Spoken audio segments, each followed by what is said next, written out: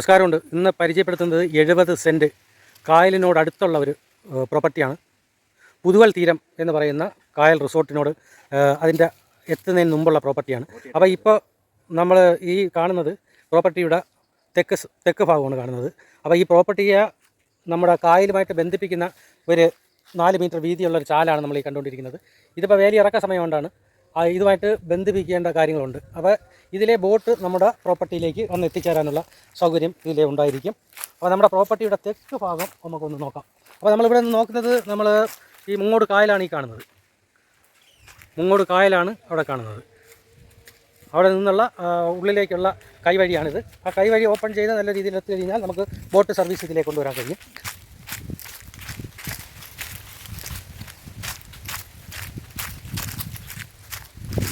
ഇതാണ് നമ്മുടെ പ്രോപ്പർട്ടി.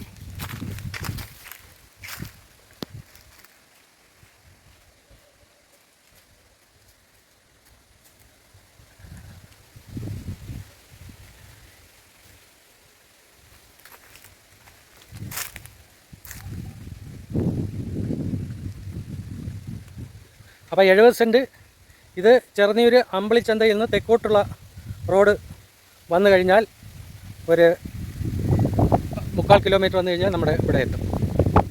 മറ്റേ ഇതിൻ്റെ പേരെന്താണ്? പുതുവൽ തീരം. അതായത് പുതുവൽ തീരം റിസോർട്ടിൻ്റെ ഒരു മതിൽ വ്യത്യാസത്തിൽ കിടക്കുകയാണ്.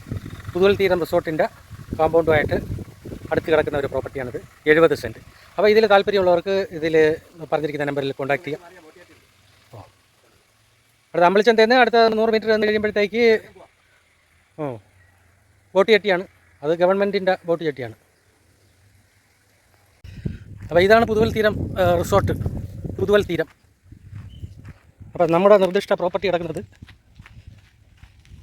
ഇതിനടുത്താണ്. 70 സെൻറ്റ്.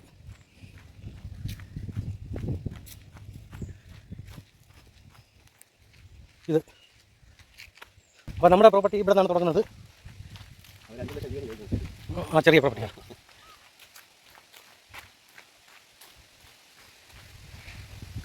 അപ്പോൾ ഇതാണ് നമ്മുടെ പ്രോപ്പർട്ടിയുടെ ഫ്രണ്ട് സൈഡ്.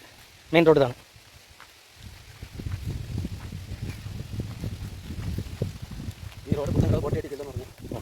ഈ റോഡ് കറങ്ങി ചുറ്റി പുത്തങ്കടവ് ബോട്ട് കെട്ടിയില്ലേ?